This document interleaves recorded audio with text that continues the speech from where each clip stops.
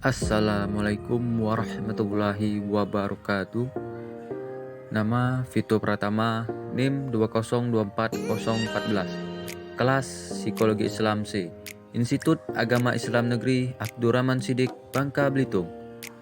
Analisis peran Pancasila bagi masyarakat Indonesia generasi 4.0 terhadap sistem demokrasi masa kini dan analisis kondisi partai politik serta pemilu masa kini dan masa yang akan datang.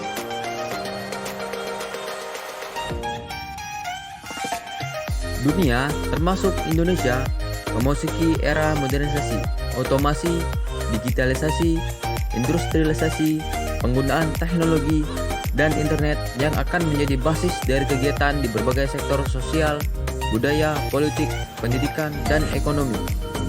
Revolusi Industri 4.0 memberikan pengaruh baik positif maupun pengaruh negatif. Salah satu dampak positif dari era 4.0 adalah kemudahan dalam mendapatkan akses teknologi dan informasi. Namun, akibat kemudahan tersebut, juga terdapat dampak negatif seperti keterbukaan informasi yang berujung pada penyebaran hoaks dan sara, yang dapat menyebabkan disintegrasi bangsa hingga konten pornografi yang dapat merusak moralitas dan mental bangsa.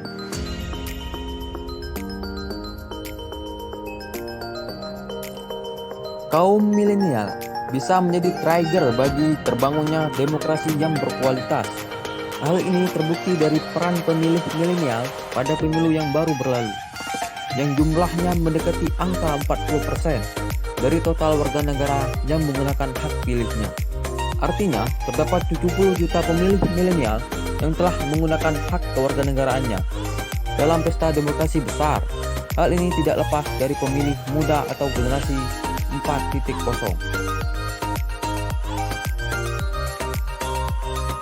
Fungsi demokrasi. 1. Sebagai sarana legitimasi politik. Melalui pemilu, pemerintah dapat mempengaruhi perilaku rakyat. 2. Sebagai fasilitator terbangunnya kontrak publik rakyat dengan pemerintahnya, serta sebagai ajang penilaian rakyat terhadap penguasa yang mereka percayai selama 5 tahun. Kondisi partai politik dan pemilu masa kini dan masa yang akan datang.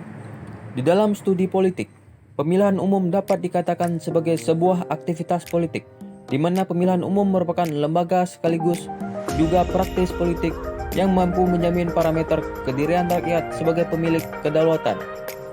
Untuk kondisi partai politik dan pemilu masa kini agak berbeda.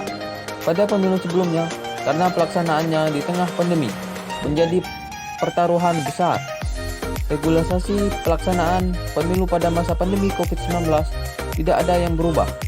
Namun terdapat tambahan peraturan KPU yang disesuaikan dengan kondisi saat ini, yaitu tetap menerapkan protokol kesehatan.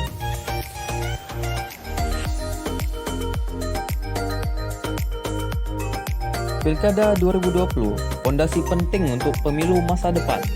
Pada pemilu yang akan datang selanjutnya, tinggal menyempurnakan saja dari sistem yang dibangun saat ini. Mereka kedepannya tentu bisa langsung menjalankan pesta demokrasi dengan berbagai kondisi, termasuk jika situasi bencana non-alam serupa kembali terulang. Terima kasih.